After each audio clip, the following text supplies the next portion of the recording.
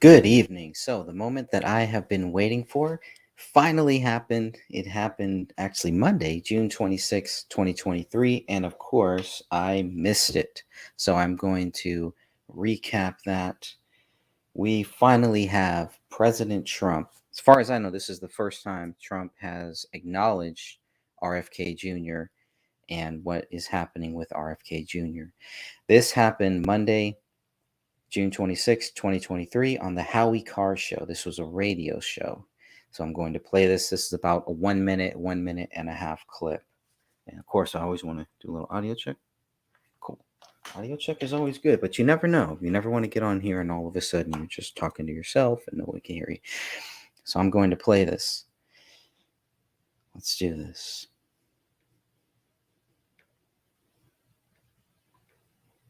Bobby Kennedy, he's a Democrat from the first family, they used to call it, and he's taking almost as much heat as you are from fake news. What would you tell Bobby Kennedy? Just hang in. I mean, they go after. He's been very nice to me. I've actually had a very nice relationship with him over the years. He's a very smart guy and a good guy. He said Trump's the greatest debater, and you can't just not debating going against Trump. I was very honored by the fact that he said that. I'm glad he feels that.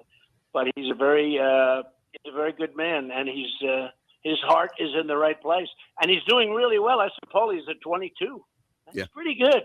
That's pretty good. Doing very well. So have you talked to him lately? No, I haven't. I would, but I haven't. Okay. There's a lot of things. He's a common sense guy, and so am I. So whether you're conservative or liberal, common sense is common sense. And a lot of what I run on is common sense.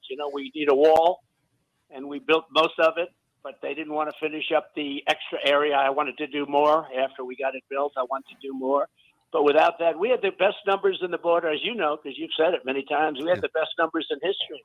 Yeah. And now we have the worst numbers, I think, of any country ever in the world. Okay. Well, no country would allow this. Mr. President, I know you got to run, so we welcome you back to New Hampshire and New England tomorrow, and look forward to seeing you again. And and you're welcome on the show anytime you want. Thank you. I love doing your show. Thanks, Howie. Thanks, Mr. President. Thank you, Mr. President. There it is. So that was just the short clip there, about a minute. This was before Trump's some of his two more powerful speeches, but this is good. This was just a little radio clip. I have a few clips that I don't know if they're even uploaded yet, if they're fully uploaded, I should say, but I'm going to check that because I did want to play a few of those other clips. Okay, so it looks like at least one is up. Let me just make sure that is the case. Yeah, so that's good. Quality is a little bit low, but that's okay. I just literally just uploaded this. This one is about a 4-minute clip. And this is kind of on the other side. This is RFK Jr. talking, kind of responding to what Trump said there. I didn't even know Trump had said that until I looked at another video. I'm so glad that Trump did respond to that. I know it's not a big deal to a lot of people, but to me it is and was and will be. So with that said, I will play this 4 or 5 minute clip here. I guess just before that, maybe I'll go back to a little bit, back to what Trump said, I believe back in May. And this was pretty good. So I can open this up. So, well, actually, you know what? No, it's not really. Let me stick to the topic at hand here. So, go back. This is there's two, Kennedy talks about briefly in the second clip. It's a 17-second clip, but this one is about 4 minutes long. This one happened first. Now this one, so I can get this all set up and ready. Of course, it jumps right to it. This clip here that I'm about to play, it's still, the quality is really low. It's 360, but it needs to upload to the higher quality.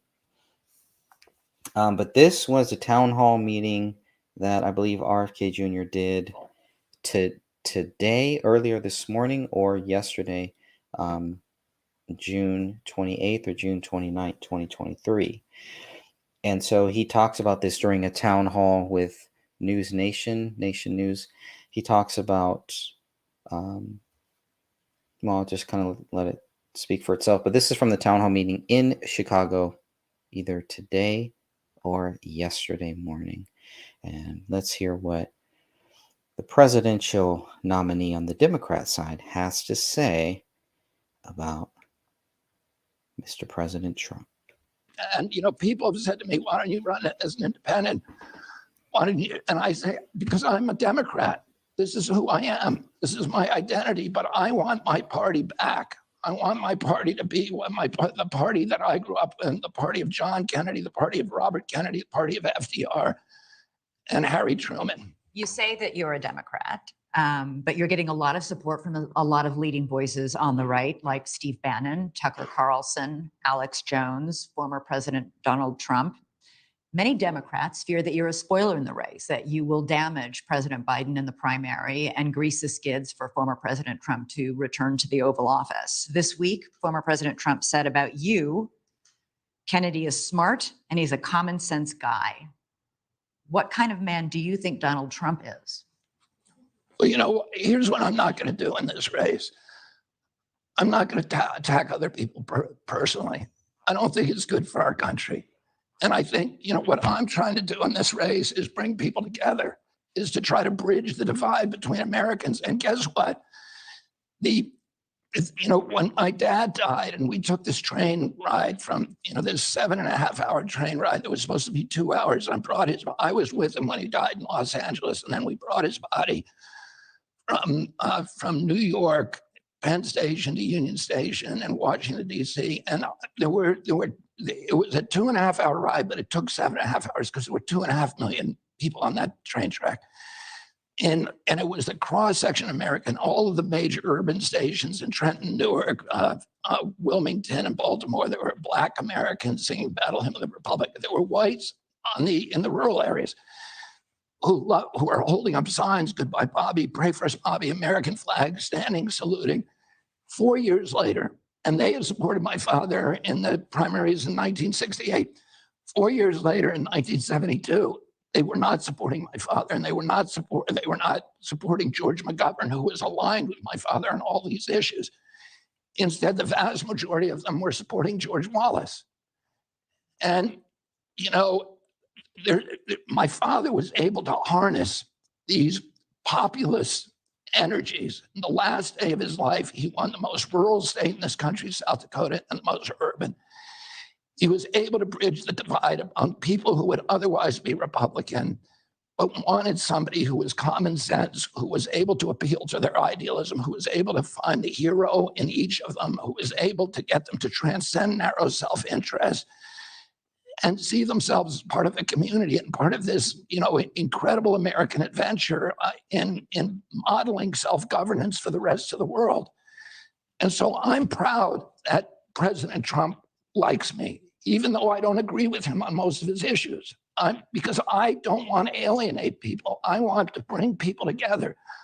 I'm proud that all these people like me and that I have independent supporters and Democratic supporters, and that I'm able to bring a lot of people.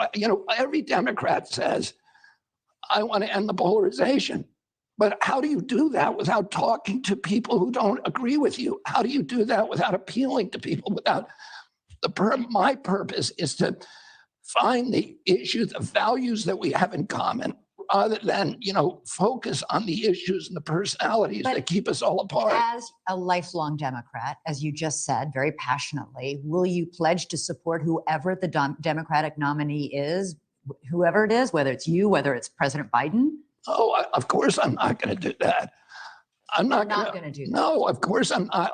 So if you don't get the nomination, you won't support President Biden? I don't know what he'll do. Let's see let's see what happens in this campaign. Let's see, if people are living up to democratic values and having debates and having discussions and, talking to each other. But I'm not going to buy. And if you feel that's not happening, would you then support a Republican or run as an independent? You know what? My plan is to win this election, and I don't have a plan B.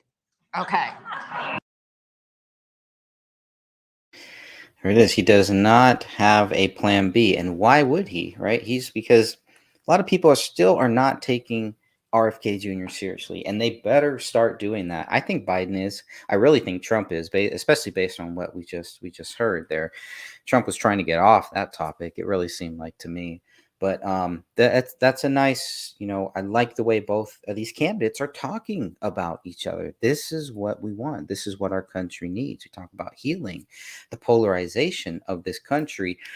Even that host, and I forget what the host's name is, but even she is like, well, it's almost like she wants Kennedy to go on party lines.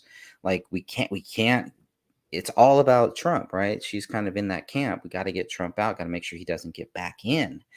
And it's not for these people. It's not about who is the best candidate, who is the best person, who is the one that we should vote for. It's party lines here, and Trump gets caught up in that too.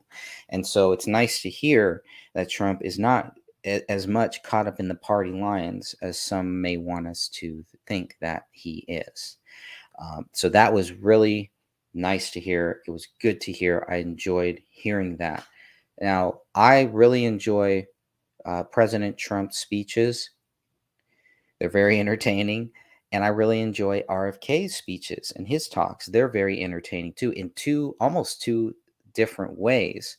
Trump can do these speeches how RFK does. I don't think RFK can do these speeches how Trump does, but he can do it in a more polite and respectful way, where Trump, kind of take the gloves off. And I feel like Kennedy still keeps those gloves on, even when he's not really going after people, but trying to be respectful, but at the same time trying to let people know that, hey, there's a lot of things that he disagrees with Biden on, but he will say, RFK Jr. will say that he's friends with Biden. Well, voters need to hear that too, right? Voters are hearing that. The Democrat voters who like Biden, or who just want to vote for Biden for whatever reason, there are people out there like that.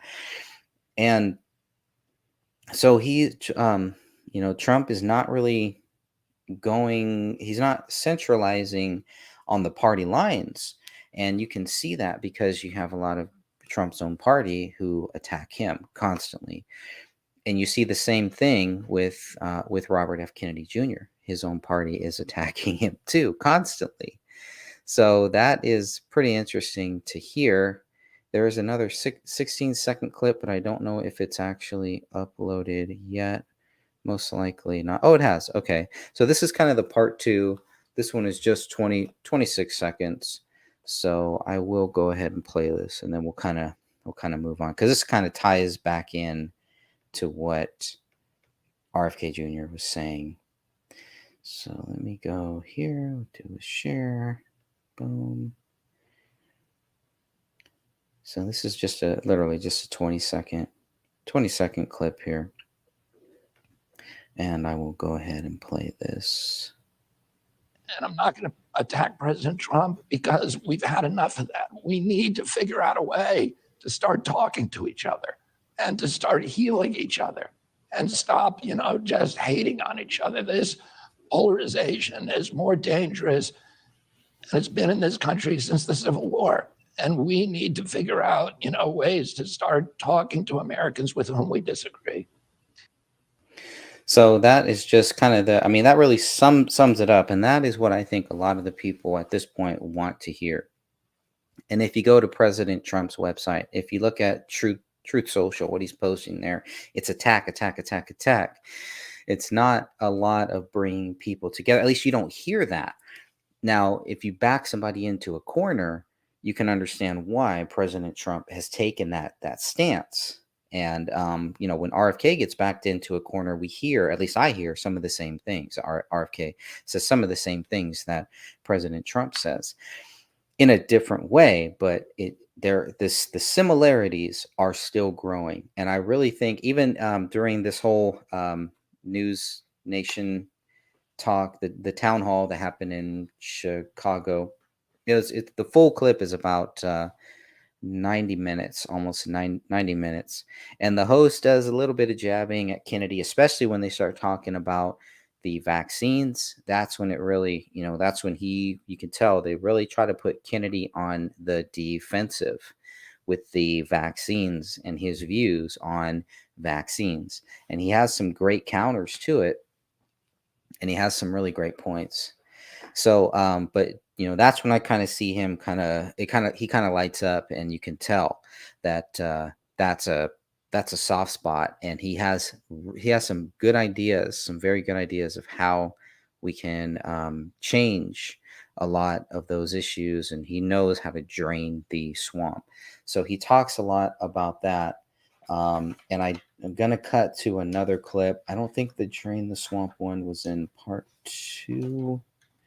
Yeah, that's too bad, because that was a really good clip where he talks about how to drain the swamp. Like, he really breaks it down, the swamp thing. So that is in part. Let's see, yeah, that's in part 2 where he talks about the swamp. He's not really going after President Trump, but he really kind of lays in to the swamp and all of that. So he gets. Well, you know what? I'm going to play that one too. So that's in part 2. I had part 3 queued up, but let me see if I can queue up part 2 as well, because that one is really good too. So I know I can. This is why it's good to timestamp these things. And another reason, I'm just having so much fun uh, writing this book, and really going deep, kind of investigating and just looking into, going back and forth, and it's bringing back so many memories, so many memories. And so I think I had another clip queued up, but I'm going to play this one. I think this one, we'll start here because I want to hear about where RFK Jr. talks about draining the swamp. So let me see. This one is, says he's, yeah, very interesting views. I mean, if you just listen to him, and he did something, he was talking about this today in the Chicago town hall. He went to Japan, did something, and his voice is better. So his voice is really better. That's how he starts off the town hall meeting. And I noticed that too, because I've heard some of his stuff in the past years ago, and it was hard to listen to what RFK Jr. was saying, and it is getting better. It seems to be getting a lot better, and hopefully, with time, with healing, those voice issues that he's having, the neurological issues that he's having, he's definitely working on it and trying to get over it, to get better. So let's go ahead and play this one, because I think this one is good. I like to hear him not go after Donald Trump, but I really just want to hear, what does he say about Donald Trump? And I think that's what a lot of voters want to hear too. I could be wrong, but that's what I think, is we want to hear his views on Donald Trump. I do. I know, I'm very, very curious. So this is a good one. This is a good little clip here, because he is talking. The question is, what qualifies you to be president? And it goes into some of those things about draining the swamp, and how he's pretty much saying he's the one who knows how to drain the swamp.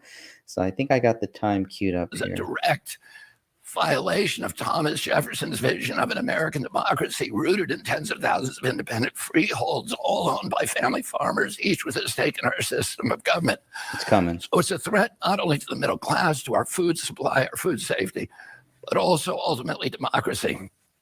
I don't think that there's any other person running in this country who has the capacity to correct those issues.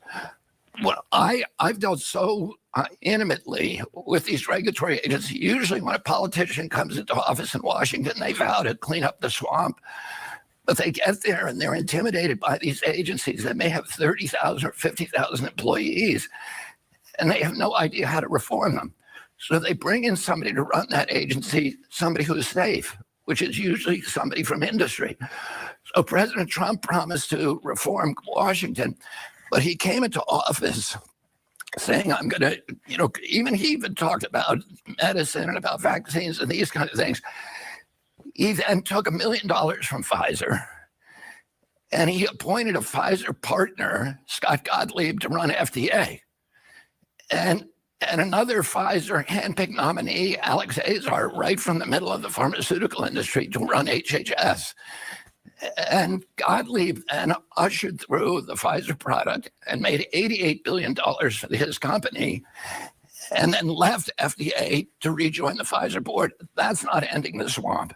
That is making the swamp even deeper.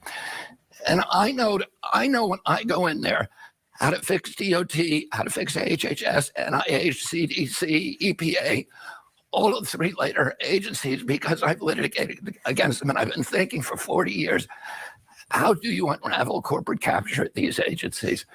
And I know how to do it. I know how to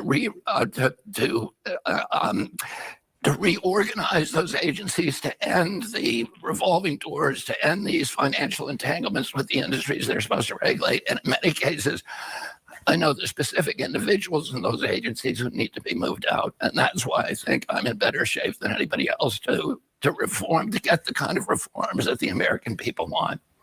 Thank you. Next question comes from Eileen Guerin. Hello, Mr. Kennedy.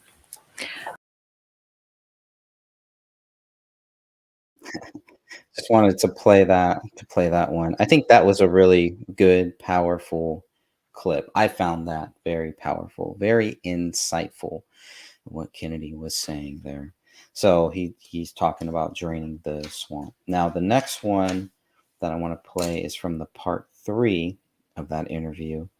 I guess I should have given some type of background a little bit about it. This is another speech that Kennedy did. This one here, I think it's this one. Yeah, here it is. So this here was from WMUR TV.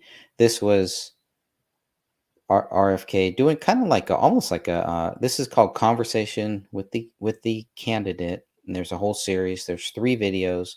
The first video is really good. Second one is even better. The third one is when the show went off the air. So they did a almost a 32-minute show just on YouTube. So this was online only for this one.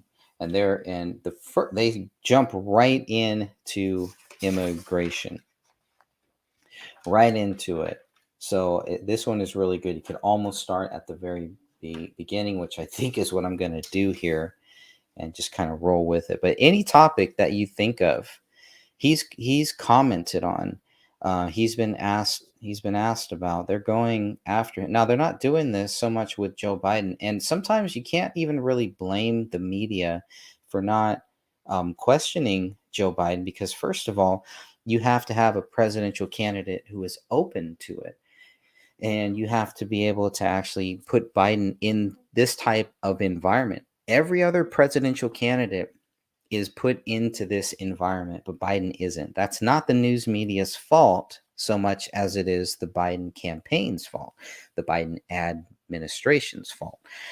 So they're just thinking, well, you know what? It's going to be Trump. Let's just go after him. They've been, you can see how they've gone after Trump, what they've been doing to him while the world is crumbling around them. The Biden administration is just focused on Trump. There's a lot more things to focus on now. There's some great candidates in this race. Larry Elder is great. Mr. Vivek, and I can't pronounce his last name. I need to learn how to pronounce his last name properly. There's RFK, Ron DeSantis, and of course, President Trump. And they're all gunning for the same job. And here you have Biden, who's just not even there. Just so many gaffes and so many strange things that are happening with him. And to a certain extent, the media is protecting him, but I see that changing too.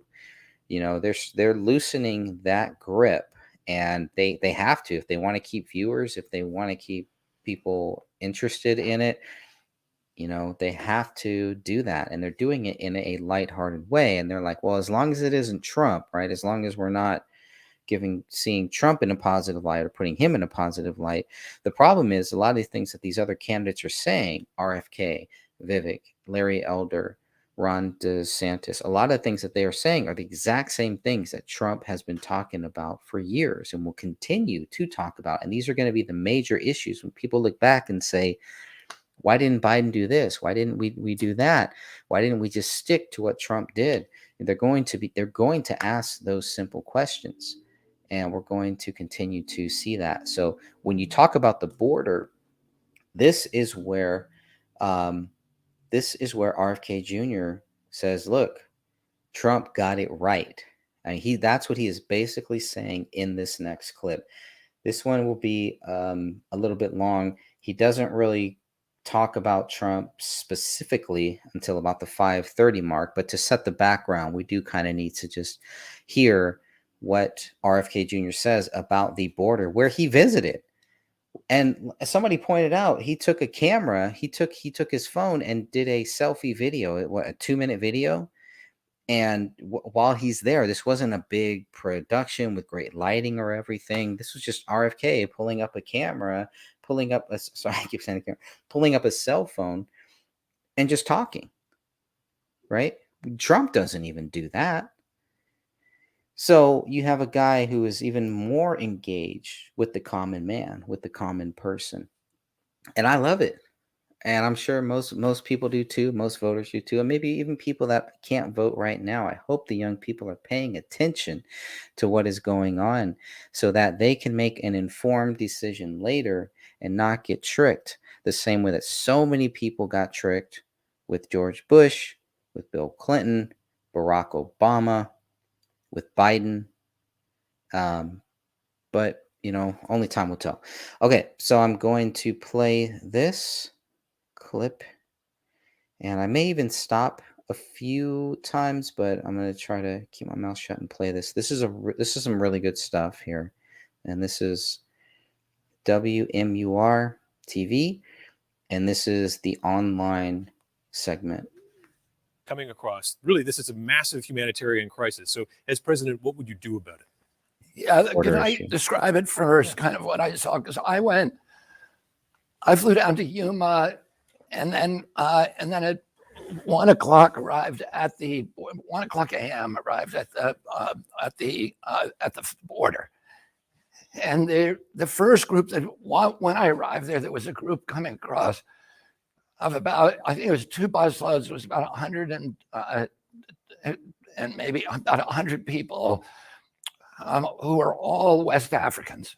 So I had expected I'd see a lot of Central Americans, people from Salvador and Panama and Guatemala, but that's not what it was. It was all Africans, African men, military age. Most of them were from Senegal. Next group that came across and they're just waiting in line to cross.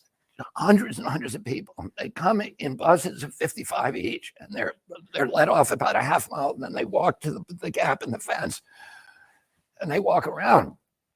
The next group, I went and talked to them, and there was only 2 families that were from Latin America, one from Colombia, one from Peru.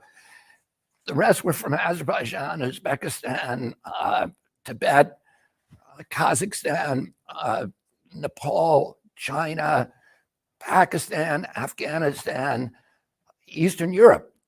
And what's happening, and as I said, it's the insanity of it. They're brought across, they're fingerprinted to see if they have criminal records. If they don't, they're asked one question by the Border Patrol: do you have a contact in this country? And if they say yes, the Border Patrol says, can you put us on the phone with that contact? If they can do that, if they can get them on a cell phone, the Border Patrol asks them, if we put this family on an airplane, will you pick them up at Minneapolis or San Diego or Chicago or New York? And if that person says yes, and they take them to the airport, FEMA pays for their ticket, and they go anywhere they want in the country. 7 million people have come across. The cartels control all the immigration, and they have shifted from drug smuggling to make this one of their big, profit lines. So they are sending social media videos all over the world, recruiting people from countries. They have lawyers who are working with them in other countries. They tell them exactly what to do. You get on a plane to Mexico City. The cartels help you get a visa in Mexico City for Mexico. They then put you on an internal plane to Mexicali. The cartels have a parking lot filled with buses at Mexicali. You get on one of those buses, and then they drive you to the to the crossing, and there are 9 big crossings. And the one I went to was in Yuma, and the night I went there, probably 600 to 800 people came across, and the little town of Yuma is bearing a lot of the initial burden because a lot of these people are sick, so they go to the hospital.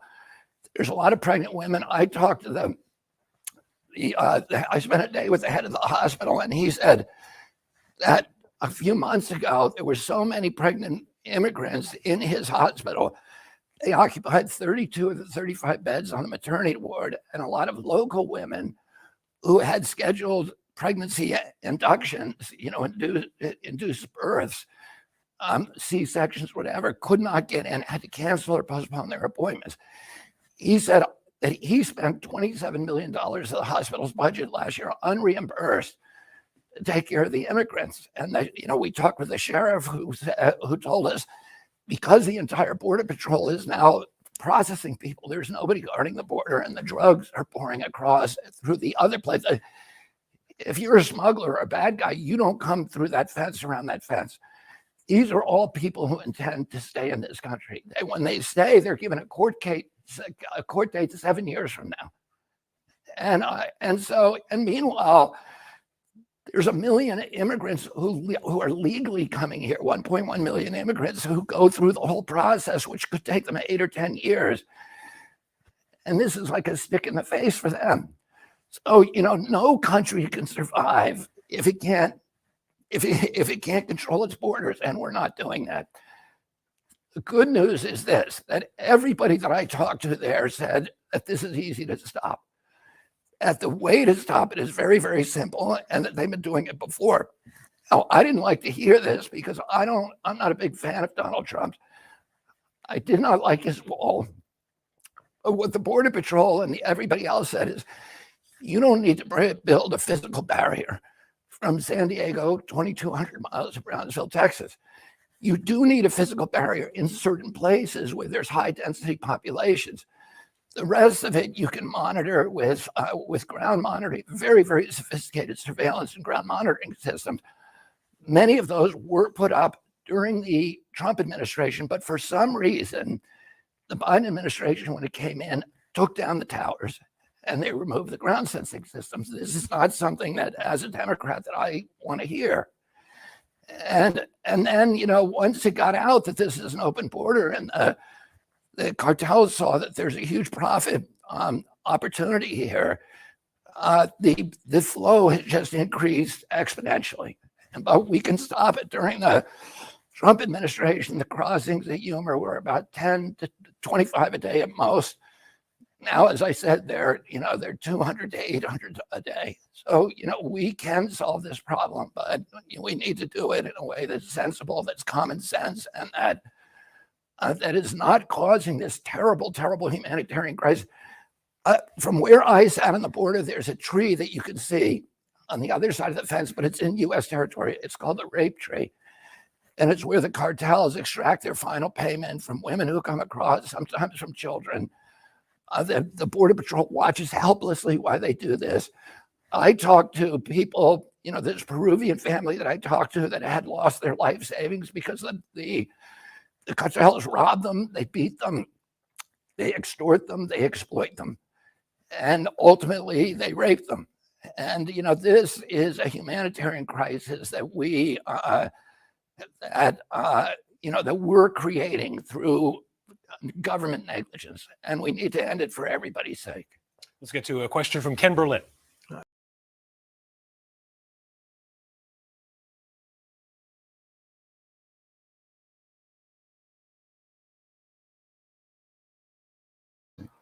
So there's Kennedy. He really breaks it all down right there, to some of the major issues right there, what these drug cartels are doing. In another clip, he talks about how they're not the drug cartel. They're being these walls. The people that are coming here, the illegals, they're being the border patrol is being bombarded, so much so that while the border patrol agents are just kind of handling the people standing in line, like how you saw in Kennedy's 2-minute video, the people in the background, while the border patrol people are concentrating on those people, then that's when the drug cartels, the human traffickers, child traffickers, they come through the other way. They come through these other illegal ways, and that's what they are doing. It's crazy stuff. It is really crazy stuff. So nobody's guarding the border at that point, right? That's what he's saying. And President Trump has been saying the same thing. They put him on a list. Okay, you get on this list and come back in 7 years. Come back in, I think Trump said 4 years. Kennedy is saying to come back in 7 years, right? And this is just nuts. You cannot have this. And they both said a country cannot protect itself if it does not have borders. So why would anybody want to vote for a guy, Joe Biden, who does not want to secure these borders? I mean, obviously there's something else going on there, right? There has to be a reason. And there is a reason. There's multiple reasons. So that is all that I really wanted to cover for this show here. I think I'm going to end it right there. I think that's a good place to end it.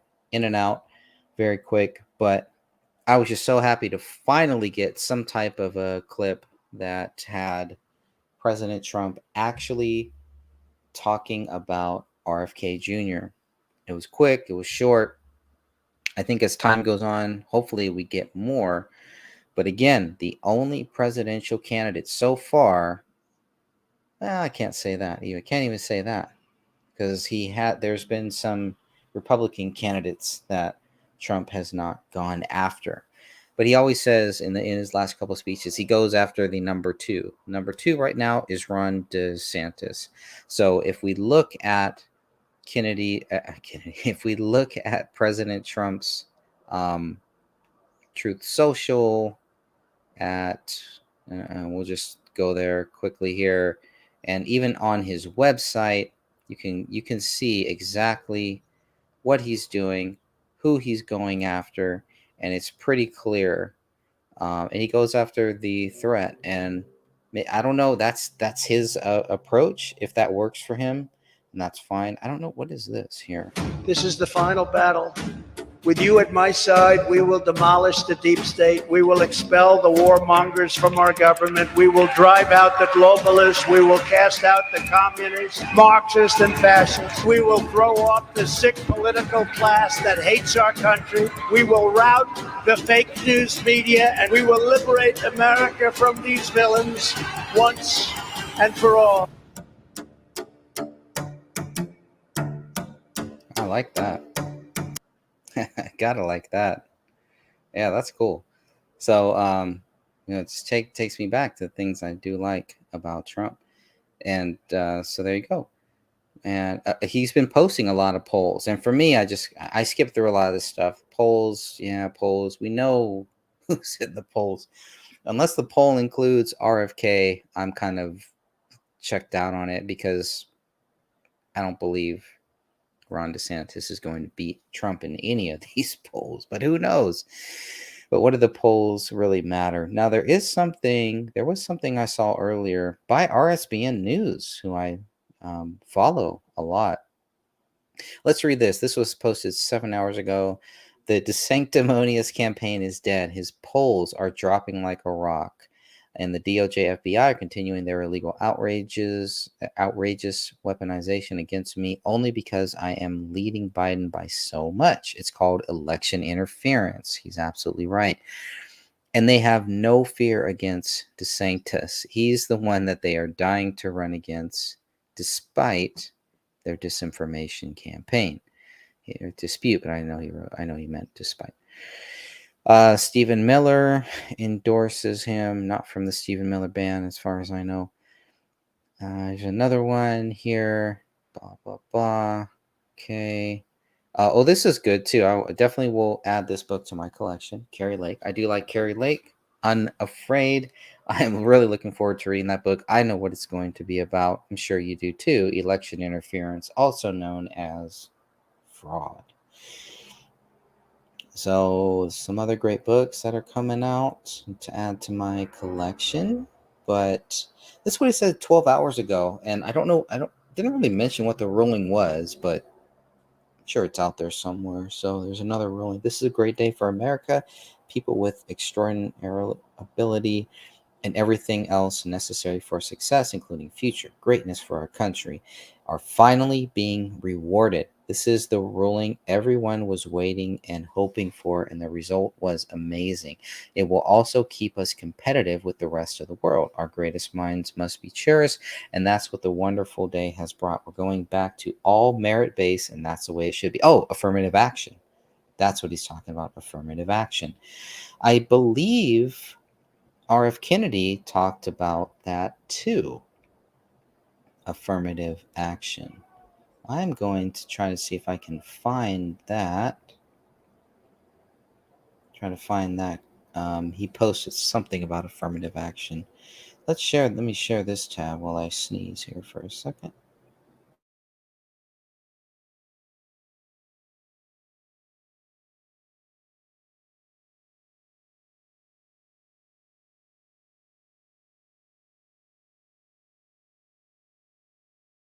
Or not.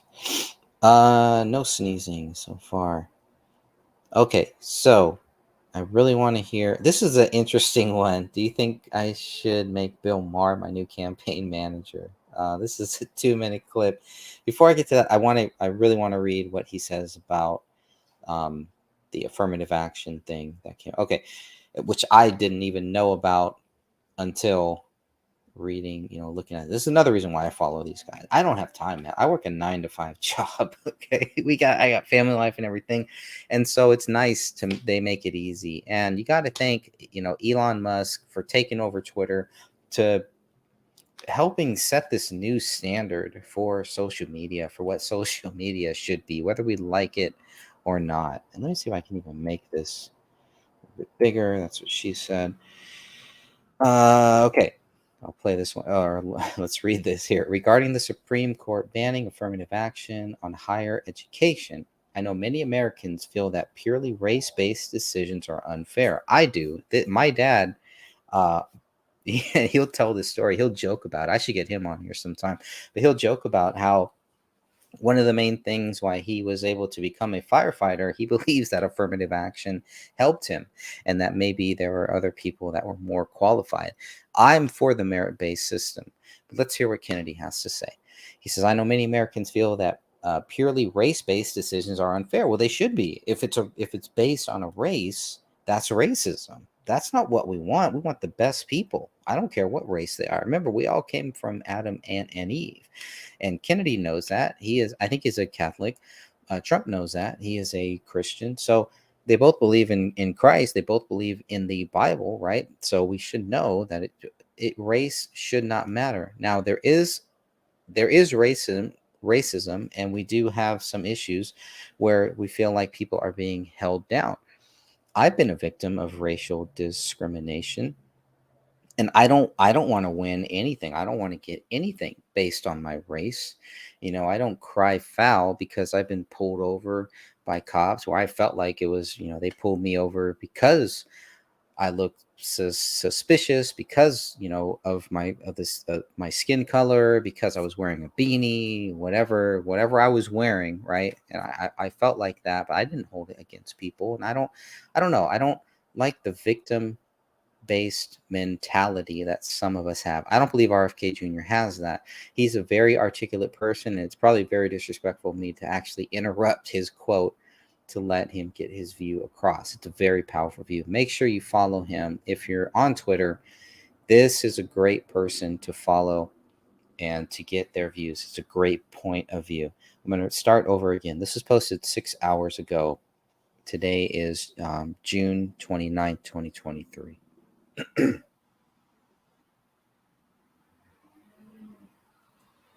Regarding the Supreme Court banning affirmative action in higher education, I know many Americans feel that purely race-based decisions are unfair. However, this feeling misses important context.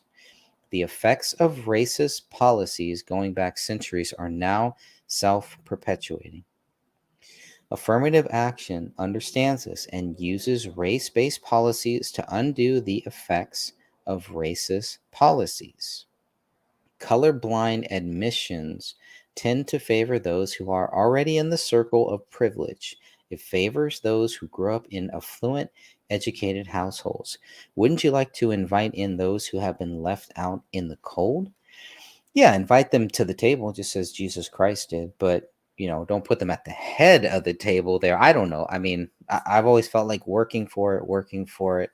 But he makes I can see exactly where he's coming from, because if you just have the same circle, it's like, well, if you're not part of that circle, right? But they could also use affirmative action to just make you a part of that circle, where then it's only people of race base get in there, right? So it's, I mean, I could see both sides of it. I understand what he's saying because I've lived through it, but I don't necessarily agree with it. But I do love and respect the fact that he's willing to take that stance for what he believes in.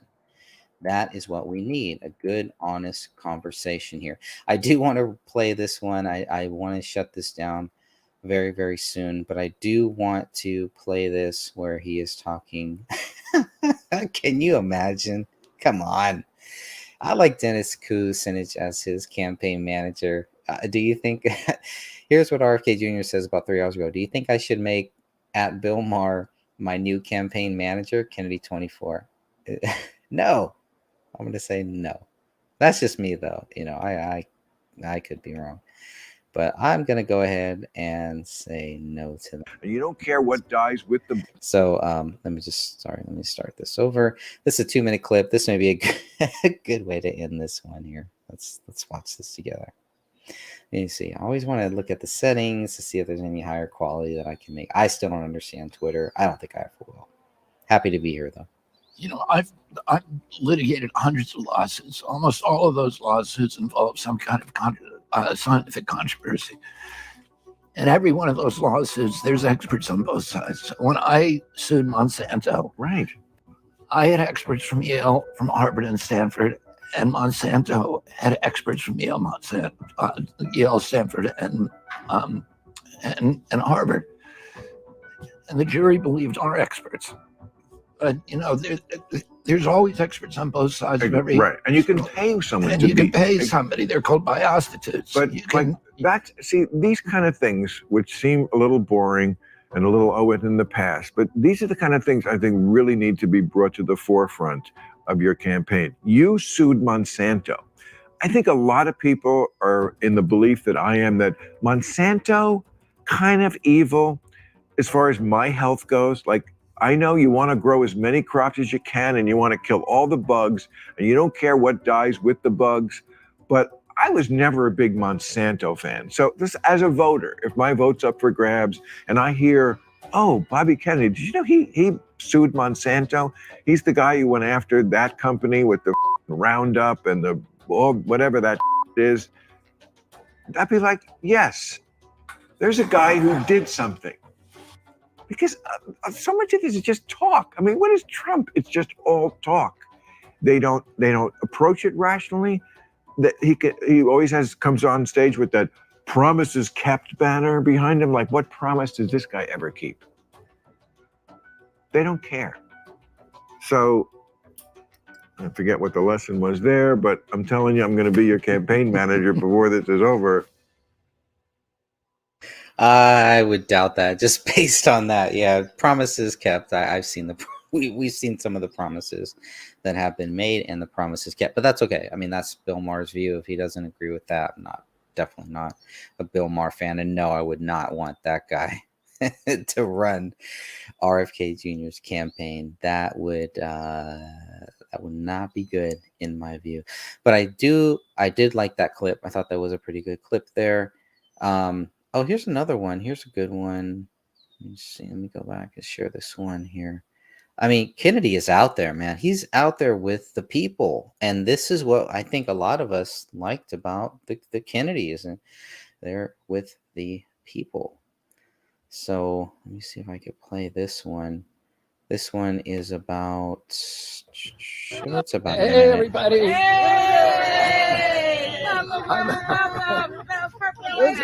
This is Vel Scott,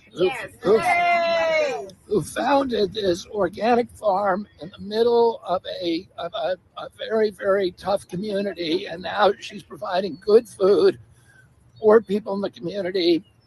Almost every urban Black community in this country is a food desert.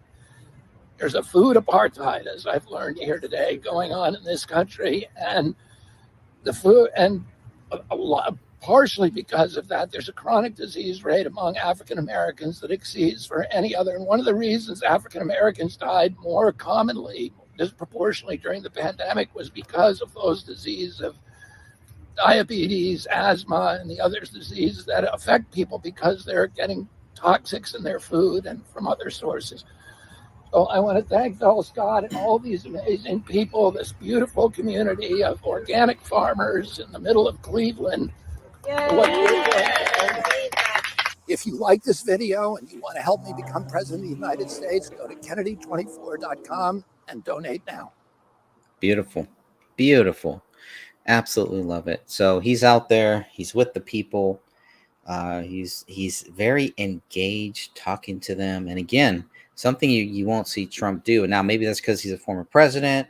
You know, there's security issues and everything. I don't know. I don't know exactly what is going on there. But the topics. What is this here? So I'm just looking at.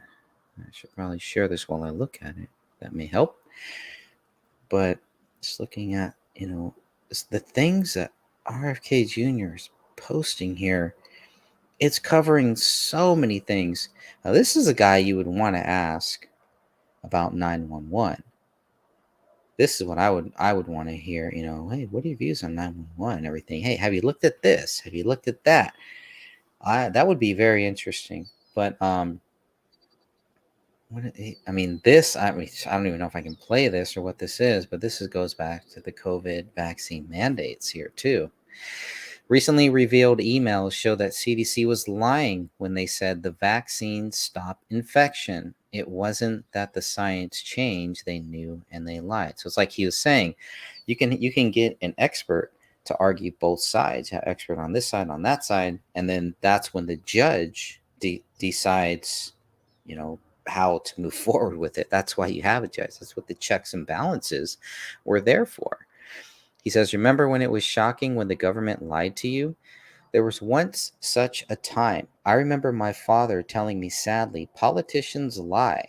That was in the 1960s when people expected honesty. By now, we've been lied to so many times. We automatically discount all political speech and try to decode it for the quote-unquote message. Get ready to start expecting the truth from the government agencies when I am president. There you go. There you go. That's what you want to hear. Kennedy swag right there. Got to get some of that swag. There is another thing that I did want to play. Let's see. Oh, so I have not seen this one. I haven't seen any of this stuff here. But is this okay.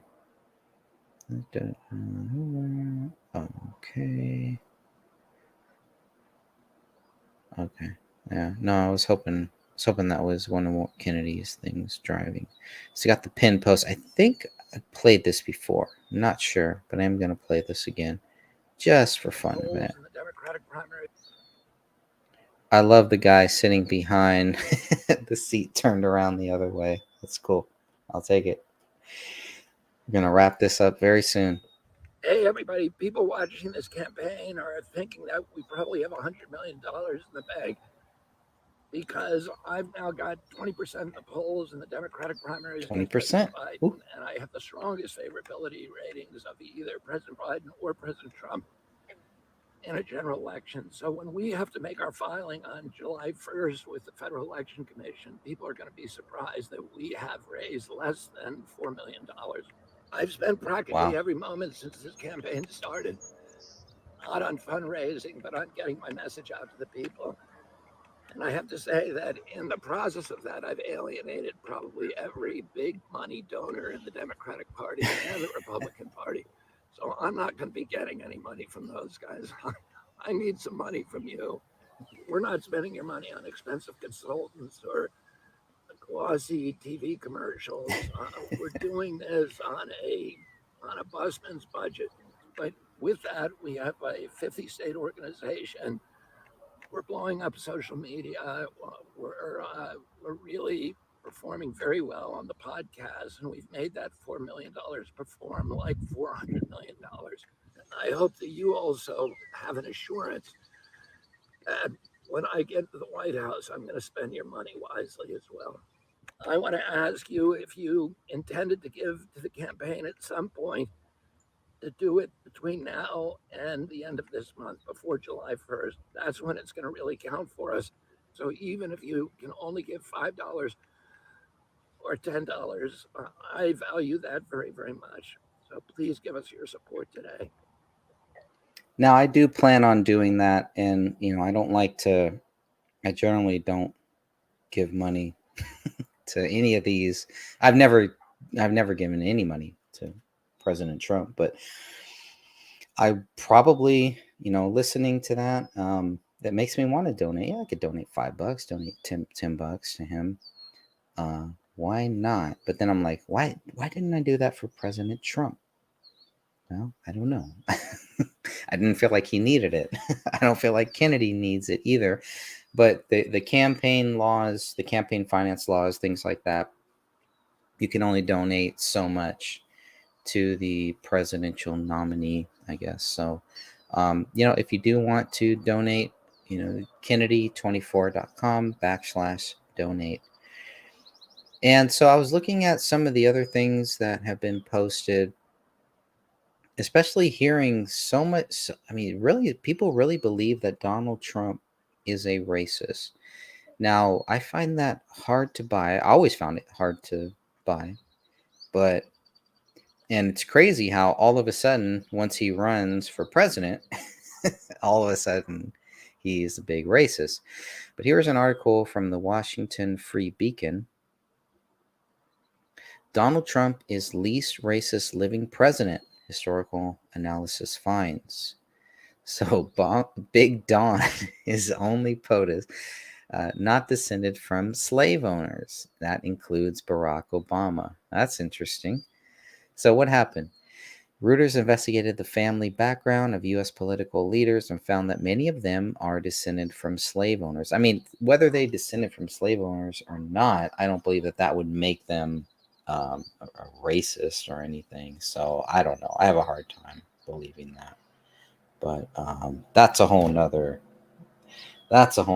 thing. Sorry, my friend Ross is doing the show.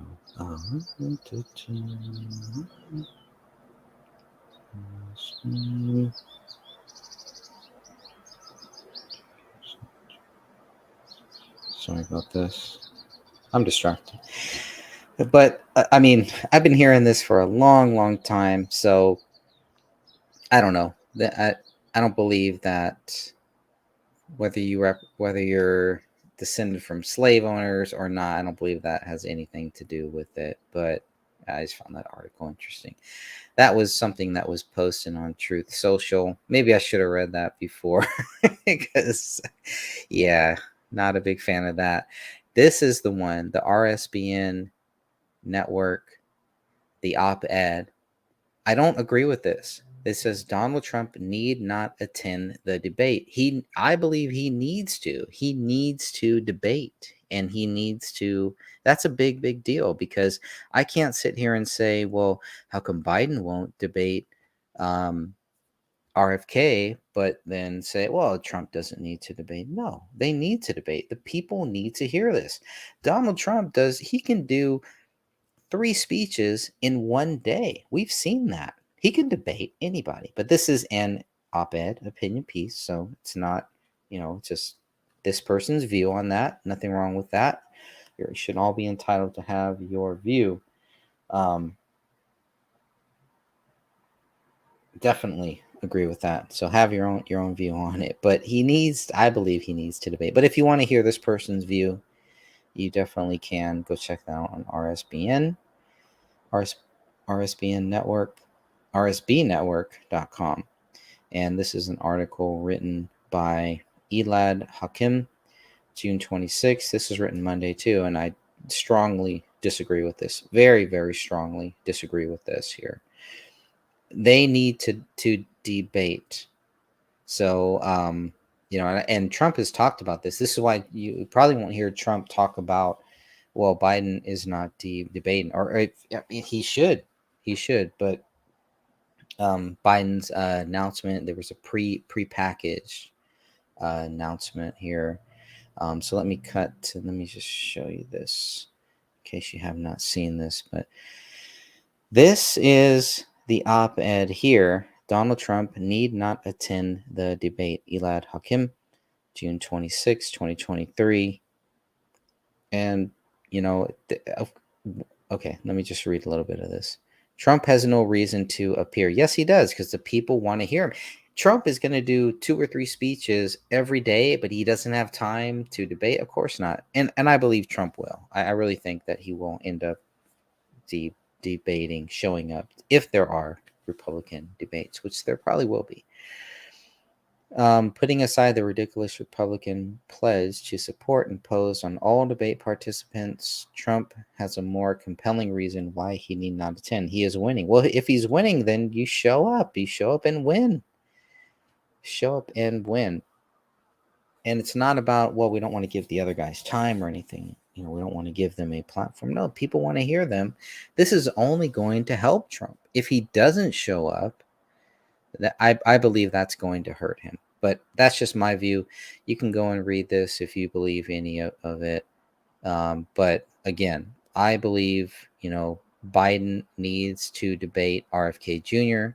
So I'm not going to sit here and say that Donald Trump doesn't need to debate. He needs to debate, and he will easily win. That's just my view. All right, so not a fan of that article there. And I think that is about it. I think that's about all I wanted to cover on this one. Yep, God bless you all. Thank you for watching this. Definitely appreciate that. We will be back with part 8 coming up soon, just covering everything that is happening in the world of Trump, in the world of RFK Jr., and trying to cover this in real time, I'm trying to write this book in real time. So God bless you all, and until next time, see you.